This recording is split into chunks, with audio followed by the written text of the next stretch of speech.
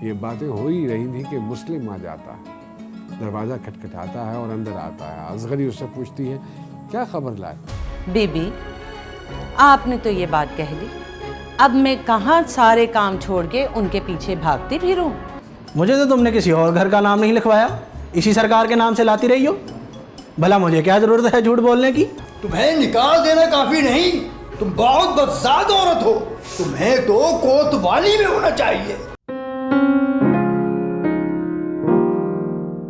इसी दौरान मामा अजमत को एक और शरारत सूझी।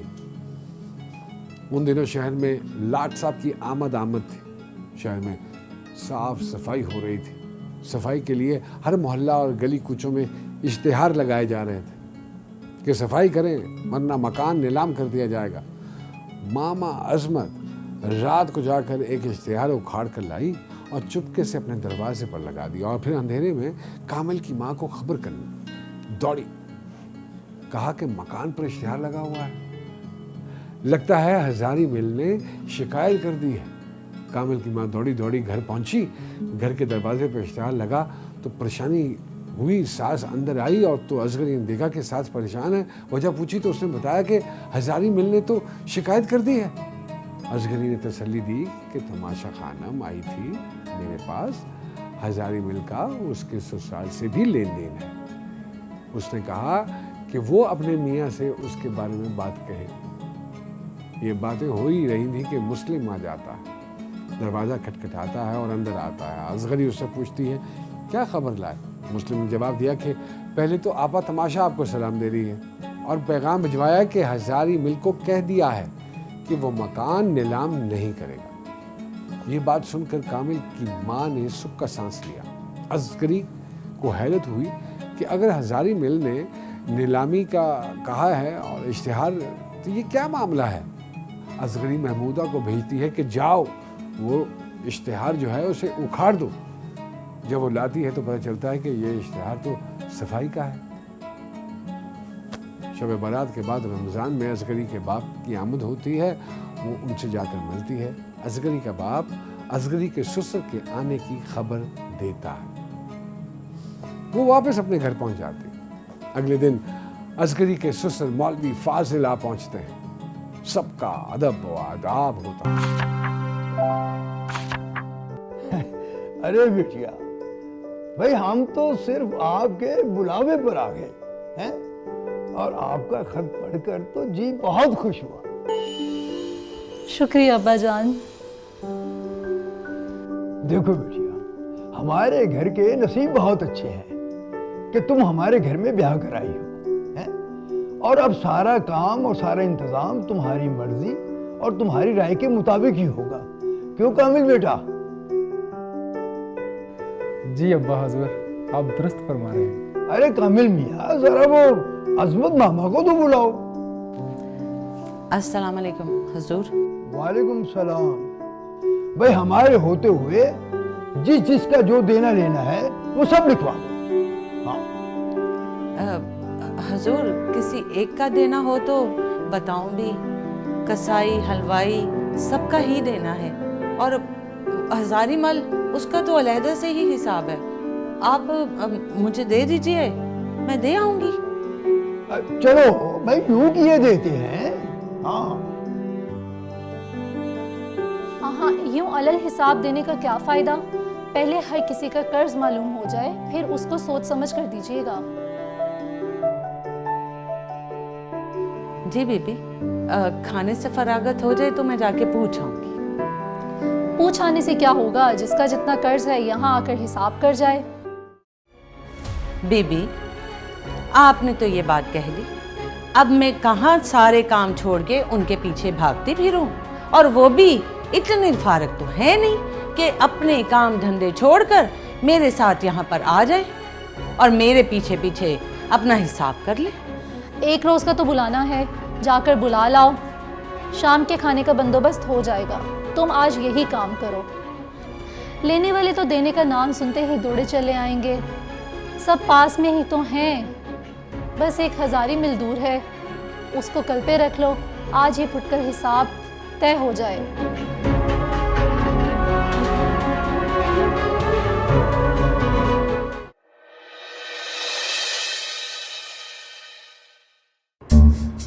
हाँ भी लाला, तुम्हारा क्या बना? है जी 30 रुपये। 30 रुपए? भाई ये तो ज्यादा बता रहे हो। है जी 30 रुपये भी भला कोई ज़्यादा है? 15 रुपये की चीज़ तो इसी शब रात को आई थी। एक रकम 10 सेर चीनी है। अरे कैसी चीनी? इस बार तो सारा पका पकाया घर में खाना बाजार से आया ना कल। अरे मुए, वो चीनी तूने इनके हिसाब में लिख ली, वो तो मैं दूसरे घर के लिए लाई थी। बताया तो था मैंने तुझे। मुझे तो तुमने किसी और घर का नाम नहीं लिखवाया, इसी सरकार के नाम से लाती रही हो। भला मुझे क्या ज़रूरत है झूठ बोलने की? मुझे तो और किसी सरकार से चाहिए भी नहीं है। अब चीनी को तो रहने दो। है? अरे नमक हराम, ऐसे ही तूने दुनिया भर का कर्ज इस घर पे चला रखा है। मेरा हिसाब तो मामूली है, 2 आने रोज की तरकारी। अरे शेर भर की तरकारी तो आती है मेरे घर में, ये 2 आने की रोज की किस तरह हो गई? हजरत मेरी दुकान से मामा 3 सेर लाती रही हैं। हाँ तो 3 शेर ही लाती हूँ। शेर भर आपके नाम से, शेर भर अपने बेटे के नाम से, और शेर भर उस घर के नाम से लाती हूँ। मैं मुकरती हूँ, ये मुआ जो है ना सारा आपके खाते में डाले जा रहा है। अरे बुढ़िया बेईमान, हमेशा से तू इसी घर के हिसाब से लेके आती रही है, और जब रुपया मिला इसी घर से मिला।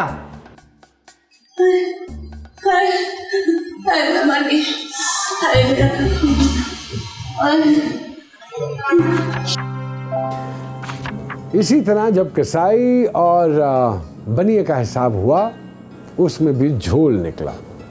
वो उसी घर के सौदे में अपनी बेटी और 2-3 हमसाइयों के घर पूरे करती थी। अब हिसाब किताब के लिए रह गए सिर्फ बजाज और हजारी मिल।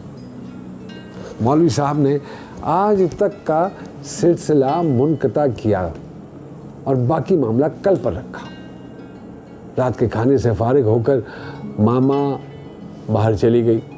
पहले अपने घर गई और वहाँ से कुछ बगल में दबाए बजाज के मकान पर पहुँची। उसे कहा कि सरकार के हिसाब से कुछ थान कपड़े अपने लिए ले गई थी, तुम ये ले लो, हाथ की चूड़ियाँ और मेरी इज्जत बचा लो। रिश्वत। वहाँ से निकली और सीधी हजारी मिल के पास गई और उसके पैरों में गिर गई और कहा कि मुझसे खता हो गई है। 4 महीने पहले लाहौर से सरकार ने तुमको 100 रुपये भेजे थे, तुम मुझसे खर्च हो गए। मौलवी साहब आए हुए हैं, वो हिसाब मांग रहे हैं। कुछ ना कहना, हजारी मिल ने मानने से इनकार कर दिया कि तुम अगर सरकार को धोखा दे सकती हो तो तुम किसी को भी धोखा दे सकती हो।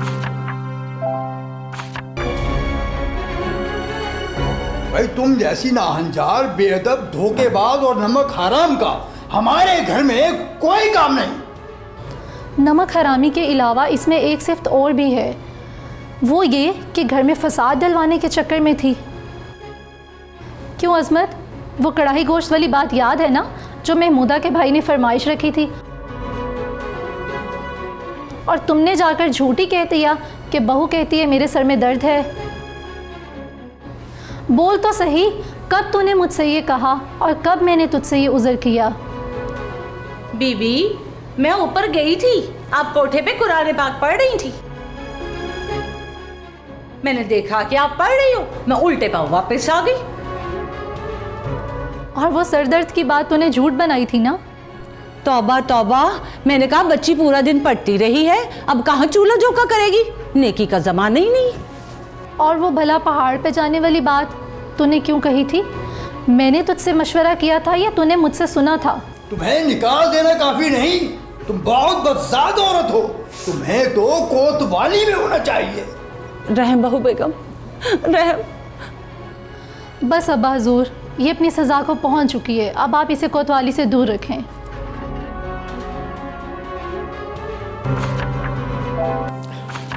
तो यूं मामा अजमत अपनी करतूतों के पीछे इस घर से निकली। घर पहुंची तो बेटी बला की तरह लिपटी और माँ से कहने लगी कि अम्मा, मैं ना कहती थी कि ऐसे लूट मत मचाओ, 100 दिन चोर के तो 1 दिन शाह का, ऐसा ना हो किसी दिन पकड़ी जाओ।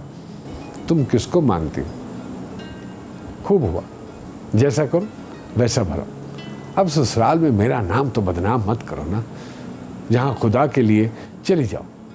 इस तरह खुदा खुदा करके असगरी अपने दुश्मन को निकाल पाई और घर के अजाब से निजात पाई। जब अजमत का फैसला हुआ तो असगरी अपने बाप से मिलने चली गई, जहाँ वो 1 हफ्ता रही।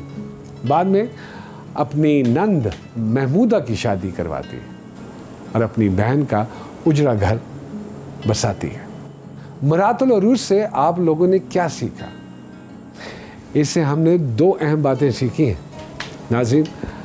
पहले तो ये कि समझदार बहू और बेटी अपने घर को कैसे जन्नत बना सकती है और ना समझ बहू घर को कैसे बर्बाद कर सकती है।